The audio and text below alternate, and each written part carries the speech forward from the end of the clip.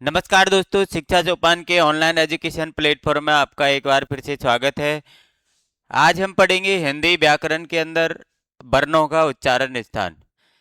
हमारे competition exam के अंदर जिस एग्जाम में हमारी वर्णमाला या वर्णों का उच्चारण स्थान जो हमारे सिलेबस में होता है, तो वहाँ से हमको दो चार क्वेश्चन आपको वर्णमाला और उच्चारण स्थान से संबंधित देखने को मिलते हैं। लेकिन इसमें से जो क्वेश्चन आता है उसको आप यदि एक छोटी सी ट्रिक के द्वारा समझ लें तो आसानी से आप इसको हल कर सकते हो। इसमें कोई भी कठिनाई आपको नहीं आने वाली है। लेकिन यदि आपने इसको रट के या इसको आपने कोई भी प्रैक्टिस करके कोई भी टेबल बना करके कैसे भी रटा है, तो आपको इसमें कहीं ना कहीं आपको प्रश्न गलत होने के चांस आपके रह सकते हैं। लेकिन आपको इसको क्या करना है, इसका कंसेप्ट समझना है कि ये किस प्रकार से निर्धारित होते हैं। और यदि आपने ये निर्धारित होना समझ लिया तो आप आसानी से इसको फटाफट फटाफट जो है वो कर सकते। तो पहले अपन मूल उच्चारण स्थान के बारे में बात करेंगे। इसके बाद आपको जो दो स्थान मिलकर के कुछ वर्ण जो है बोले जाते हैं, तो उनके बारे में हम बात करेंगे। ठीक है, तो चलिए अपन शुरुआत करते हैं। हमारे वर्णों के उच्चारण स्थान को किस प्रकार से निर्धारित किया गया है। तो यदि बात करते हैं वर्णों के मुख्य स्थानों की, तो मुख्य स्थान है इसके छह। पांच हमारे मुख के अंदर कंठ से लेकर के और ओष्ठ तक होते हैं। एक हमारी नासिका होती है। तो मैं इनको एक आपको याद रखना है कत मदे। आपको याद क्या रखना है? कत मदे। ये आपके जो हैं कंठ से लगाकर और ओष्ठ तक के आपके उच्चारण स्थान है। यहां पर मैं एक एक को क्रम से लिख दूंगा। ठीक है ना? कैसे मैंने कंठ लिखा, तैसे मैंने तालु लिखा, मैं से मैंने मूर्धा लिखा,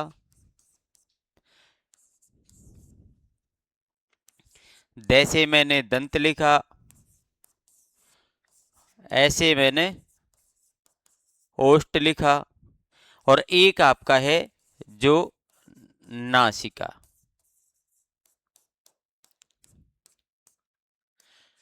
इस प्रकार यदि आपको ये क्रम से याद है, क्रम से याद ऐसे रहेंगे, आपको कतमदय नाम याद रखना है। कतमदय से यदि आपको क्रम से ये याद है, अब आपको कुछ नहीं करना है। स्वरों को पहले हम व्यवस्थित करेंगे, इसके बाद में हम व्यंजनों को व्यवस्थित करेंगे।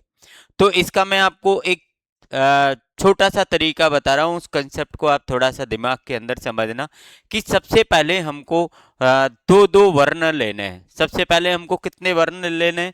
दो दो।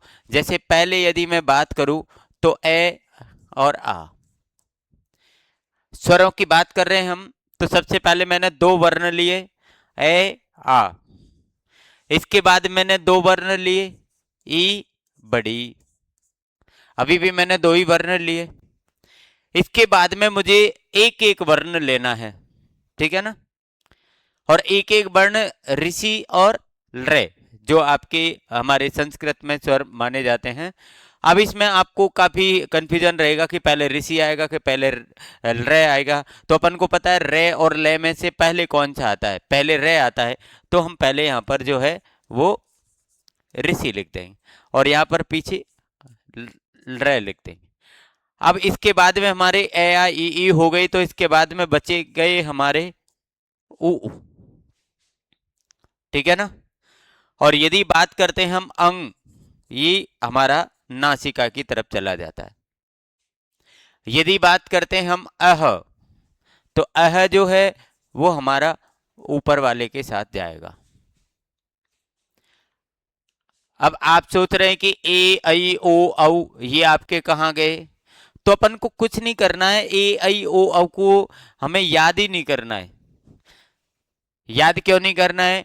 आपसे कोई पूछे कि भाई ए, ठीक है ना, और आई ये किस से मिलकर बनते हैं, तो इसमें आपको पता है ए आ और ई का मेल होता है। ए आ और ई का मेल होता है, ये अपन को पता है। यदि मैं बात करता हूं ओ या औ, तो कहीं ना कहीं इसमें भी ए और आ और ऊ इसमें मेल होता है।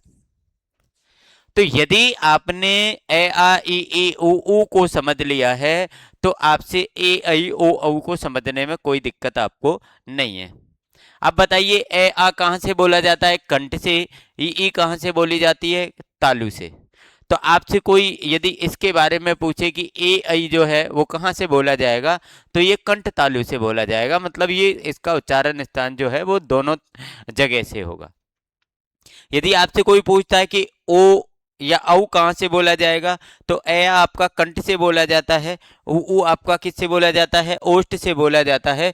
तो आपसे कोई पूछता है कि ओ और औ कहाँ से बोला जाएगा, तो ये कंठोष्ठ से बोला जाएगा। कंठ और ओष्ठ मतलब ये दोनों का इसमें क्या होगा? सहयोग होगा। ठीक है, ये चीज आपको समझ में आ गई। अब अपन को आगे बात करनी है व्यंजनों की। आगे किसकी अपन बात करने? व्यंजनों की।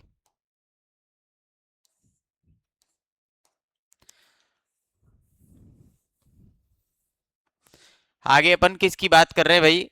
व्यंजनों की बात करेंगे।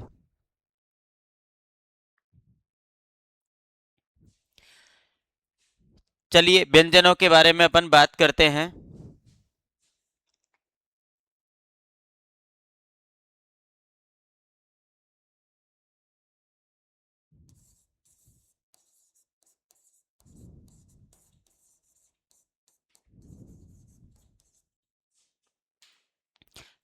यदि हम व्यंजनों की बात करते तो व्यंजनों में भी हमको उसी प्रकार से निर्धारण करना है। कैसे निर्धारण करेंगे? सबसे पहले आपको पता है कि हमारे पास में 5 वर्ग हैं व्यंजन के अंदर। कितने वर्ग हैं? 5। ये आपके पास कितने हैं? 6। लेकिन हमको यहां तक 5 तक एक एक वर्ग को एक एक के अंदर लिखना है। जैसे मैं यहां पर लिख देता हूं क वर्ग, यहां पर लिख देता हूं मैं च वर्ग, यहां पर लिख देता हूं मैं ट वर्ग, यहां पर लिख देता हूं मैं त वर्ग, यहां पर लिख देता हूं मैं प वर्ग। एक चीज अपन को ध्यान रखनी है कि इन वर्गों में जो आपका पंचम वर्ण रहेगा वो पंचम वर्ण हमारी किसके अंदर आएगा? नासिका के अंदर आएगा। और मैं यहाँ पर पंचम वर्ण जितने भी हैं आपके 5, आपके पंचम वर्ण कितने हो गए? 5। इनको मैं यहाँ पर लिख देता हूं। अब आपके 25 व्यंजन जो हैं वो आपके खत्म हो गए। 25 व्यंजन हमने यहाँ पर जमा दिए। आपसे कोई पूछेगा 25 व्यंजन के बारे में तो आप आसानी से इनको आप बता सकते हो। अब मेरे पास में ये रे ले ब से है। ये मेरे पास में 8 वर्ण जो है, 8 व्यंजन जो है वो अभी मेरे पास में बचे हुए हैं। चलिए आपको क्या करना है? यहां से पहले को छोड़ देना है। इसके बाद में आपको ये जमाना है एक एक करके। जैसे देखिए ये मैंने यहां रख दिया, रे मैंने यहां रख दिया, ले मैंने यहां रख दिया। यदि हम वे की बात करें तो वे के अंदर भी क्या है? वे के अंदर क्या होता है आपका? ए आ और ऊ का कहीं ना कहीं मेल होता है। तो ये भी आपको अपन आगे इसको अलग स्थान पर जो है जगह देंगे। इसके बाद आपके सह बचे, है ना? यहां से हमारा खत्म हो गया, इस पर हमको जाना नहीं है। वापस हम यहाँ पर आ जाएंगे। यहाँ पर सह मैंने रख दिया, यहाँ पर मैंने सह रख दिया, यहाँ पर मैंने सह रख दिया। और एक बचा आपका है। जब आपका यहां पर गया तो है भी इसी के साथ अपन का आएगा। अब आपके ये पूरे जो वर्ण हैं स्वर और व्यंजन में वो हमने यहां पर व्यवस्थित कर दिए पूरे। अब आपको ये तालिका जो है बनाना ही आता है बस। ठीक है, आपको ये तालिका बनाना आता है। आपसे परीक्षा में प्रश्न पूछा गया, माना कि ये चीज हमको बनाना आता है, लेकिन आपको परीक्षा में प्रश्न को हल किस प्रकार से करेंगे? तो आपके पास में क ते मैं दे ए, ये आपके पास में बस होना चाहिए। आपसे कोई भी वर्ण कोई व्यक्ति पूछे या कोई परीक्षा में आपके प्रश्न आवे तो अपन को क्या करना है? अपन को क्या करना है? माना कि आपसे किसी ने पूछ लिया कि भाई ठे वर्ण कहाँ से बोला जाता है, ठे वर्ण का उच्चारण स्थान का। अब ठे क्या है, आपका व्यंजन है, कौन से वर्ग में आता है, तीसरे वर्ग में आता है। कौन से वर्ग में आता है, देखो, कै वर्ग, चे वर्ग, टे वर्ग, टे वर्ग में आता है, तीसरे वर्ग में, तीसरे नंबर पर क्या है यहाँ पर, मैं, तो ये मूर्धा से बोला जाएगा।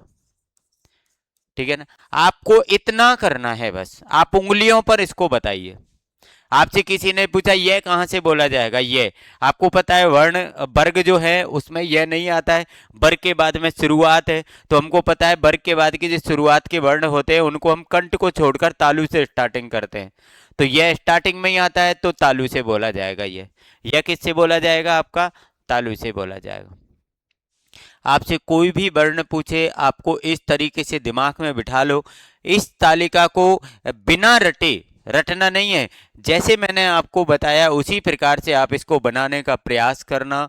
और यदि आप इस प्रकार से इसको बना लेते हैं, इस प्रकार से इसको बना लेते हैं, तो आपको ये क्या है कि इस प्रकार से याद होने लग जाएंगे। आपसे किसी ने पूछ लिया पे कहाँ से बोला जाता है, पे वर्ण कहाँ से बोला जाए, पे वर्ग कौन सा वर्ग है, पांचवा वर्ण वर्ग है, और पांचवा वर्ग है तो पांचवें नंबर पर ए, ओष्ठ से बोला जाएगा।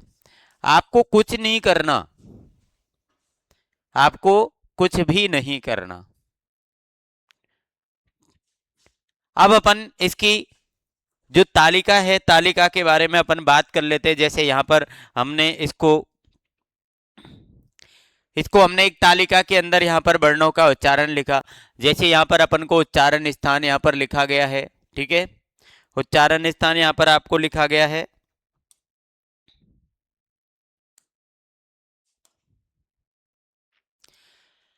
उच्चारण स्थान लिखा है, स्वर, व्यंजन, अंत्यस्थ और ऊष्। ठीक है ना, यहां पर अपन ने देखिए 6 तक तो हमने ये पूरे पढ़ लिए, अभी पहले से लगाकर 6 तक। अभी मैंने आपको बताया था कि कुछ वर्ण जो होते हैं वो आपके दो से मिलकर बोले जाते हैं, दो से मिलकर, दो से मिलकर, जैसे कंठ तालु, कंठोष्ठ और दंतोष्ठ। ठीक है ना, दंतोष्ठ। अब अपन को क्या करना है, ये जो है ये तो फिक्स है आपके, ये मैंने आपको बता दिया कि कंठ तालु ए आई कंठ तालु से क्यों बोला जाता है, क्योंकि ए आ और ई से मिलकर ए आई बनता है। ओ और औ कंठोष्ठ से क्यों बनता है, क्योंकि ए आ और ऊ कंठ और ओष्ठ दोनों से मिलकर बनता है। और दंतोष्ठ से आपका वे जो है वो उच्चारित होता है, वे, ये दंतोष्ठ से आपका जो है दंत और ओष्ठ, इनसे जो है ये आपका उच्चारित होता है। ठीक है, इनको तो आप अपन साइड में रखेंगे, बात यहां पर करते हैं अपन। देखिए सबसे पहले हमने स्वर जमाए, दो इसमें लिखे, दो इसमें लिखे, दोनों ऋषि इसमें आ गए, ल इसमें आ गया, ऊ इसमें आ गया, है ना। पांचों वर्ग हमने यहाँ पर लिखे, लेकिन पांचों वर्गों में जो है ना आपका पंचम वर्ण जो है वो पंचम वर्ण आपका नासिका के अंदर आएगा, यहां पर जो है वो आपका ये नहीं आएगा। ठीक है, ये वर्ग के अकॉर्डिंग हमने यहाँ पर लिखा है, लेकिन वर्ग के अकॉर्डिंग आपको यहाँ पर चार चार वर्ण जो है वो आएंगे, और यहाँ पर आपको पूरे पंचम वर्ण जो है वो यहाँ पर आपके आ जाएंगे। पूरे पंचम वर्ण कहाँ पर आएंगे, यहाँ पर आएंगे, किसके अंदर, नासिका के अंदर। अंत्यस्थ वर्णों की यदि अपन बात करें तो यह एक को छोड़ना है आपको, ब्लैंक, ये, रे, ले और बे आपका यहाँ पर किसके अंदर आ जाएगा, दंतोष्ठ के अंदर आ जाएगा, कंठोष्ठ के अंदर, दंतोष्ठ, दंत और ओष्ठ। ठीक है, इसके बाद आपका है और विसर्ग है, से, ये आपके किसके अंदर, आपको ऊष्म व्यंजन कहलाते हैं। और ये आपको बताए विसर्ग या अह या है, ये आपके कंठ के अंदर जाएंगे। और आपको एक छोड़ के जो अपन बात कर रहे हैं, ये, रे, ले, ये बैनी चला गया, से और है ऊपर चला। इस प्रकार से यदि इस तालिका का विश्लेषण करना आपने सीख लिया, तो आपको कोई भी उच्चारण स्थान जो है आ जाए, आपको कहीं से भी गलत नहीं जाएगा, कहीं से भी आप उसको गलत नहीं कर सकते। तो इस उच्चारण स्थान को समझने के लिए आपको जो हमने यहाँ पर ट्रिक बताई थी, उससे आपको क्या करना है, इस प्रकार इसको व्यवस्थित करना है। कत मदय को आपको याद रखना है, और कत मदय जब आप याद रख लेंगे तो आपको आसानी से ये जो है वो आसानी से आपका प्रश्न हो जाएगा। कैसा भी प्रश्न आपके सामने आ जाए, आसानी से आप उस प्रश्न को कर सकते हैं। आपसे कोई भी पूछ ले, आपसे पूछ लिया किसी ने कि भाई घ किससे बोला जाएगा, घ वर्ण, घ वर्ण किस में आता है, क वर्ग में आता है। क वर्ग कौन सा है, पहले पहला वर्ग है, तो पहले पे क्या है, कंठ, क, कंठ से बोला जाएगा। आपसे किसी ने पूछ लिया कि ध कहाँ से बोला जाएगा, ध क्या है आपका, क, च, ट और त वर्ग में आता है चौथे नंबर पर। चौथे नंबर पर क्या है, इसमें दंत से बोला जाएगा। आसानी से आप इसका जवाब जो है फटाफट फटाफट दे सकते हैं। तो चलिए, उच्चारण स्थान जो है वो आपके यहाँ पर कंप्लीट होते हैं। छोटा सा टॉपिक है, प्रश्न इसमें से बहुत अच्छे निकलते हैं, आसानी से इसको सही कर सकते हो, इतना सा आपको याद रखना है।